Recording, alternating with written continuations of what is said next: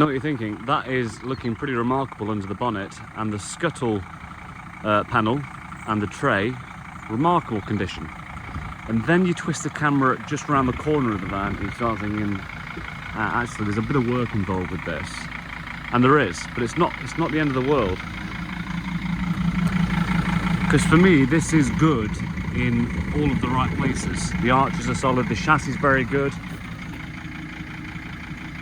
The sills aren't, the doors aren't, and just a little bit here on the body here and there is not, but it's not complicated welding.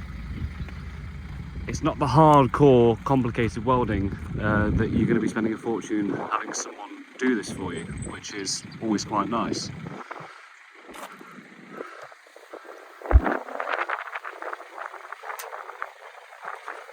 Decent. I actually scraped that down a bit myself with the grinder. You can see it's really not that bad. It's mainly on the surface, and in some areas it has gone completely through.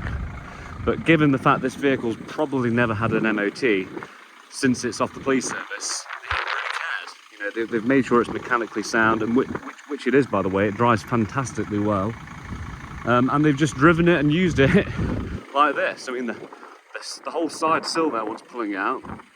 And I'm having this huge debate with myself. I'm saying, well, do I spend the best part of £3,000 having all the welding done, getting it looking fantastic on the bodywork, or do I give someone the opportunity to buy it like this, and they can do the absolute essentials, and then in the future they could indeed do the rest of it? Because it's a great base vehicle, it's a good size, it's automatic, which a lot of people do like, it's twin wheel, which a lot of people do like, and it has got the right engine. The best thing about the vehicle, I would say, is, well, it's tremendously clean on the inside. Everything seems to work, which is unusual for these ex-police vehicles. It hasn't been decommissioned, as they say. It's got central locking, you've got electric windows, you've got all the mod cons really, and the seats and everything are in nice condition. You've got your air conditioning.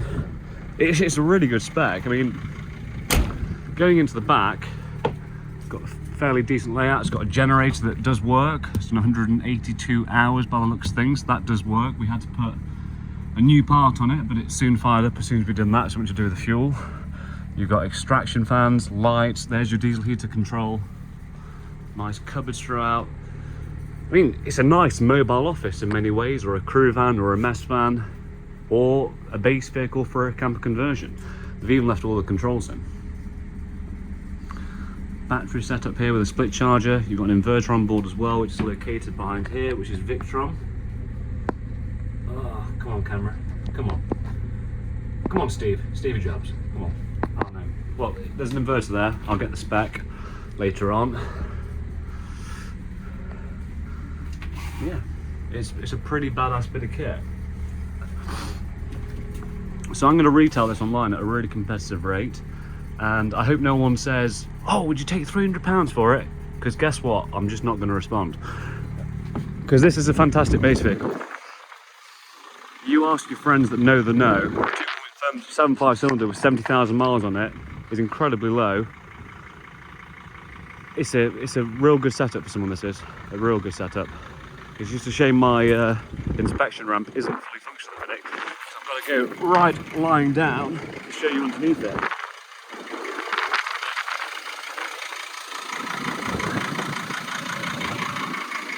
It's in tremendous condition, and these things are trivial. You know, I do those kind of things on vans all the time.